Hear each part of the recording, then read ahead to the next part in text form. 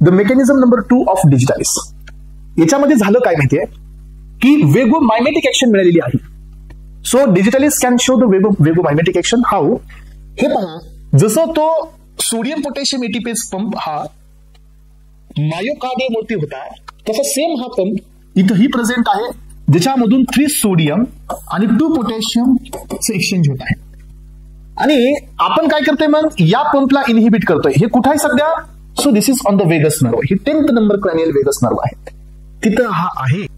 So या ठिकाणी हा जो डिगॉक्झिन आहे ऍस्पिरंट्स, हा डिगॉक्झिन या तुमच्या सोडियम पोटॅशियम एटीपेज पंपला इनहिबिट करतोय. त्यामुळे सोडियमचं कॉन्सन्ट्रेशन वाढतंय. Sodium will exchange with the calcium, जे आताच आपण पाहिलं, आणि कॅल्शियम मध्ये आल्यानंतर इथं स्टोर असणारं ऍसिटिलकोलिन बाहेर येतोय.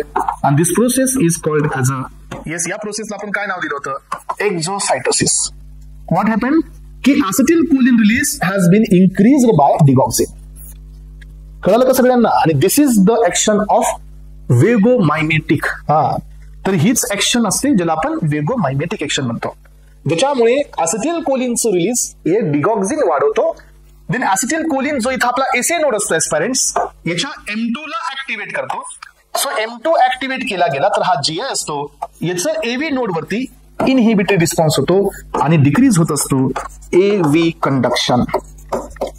येस, समजलं सगळ्यांना? म्हणून acetylcholine is responsible for decreasing the heart rate. याला म्हणलं जातं ब्रॅडिकार्डिया.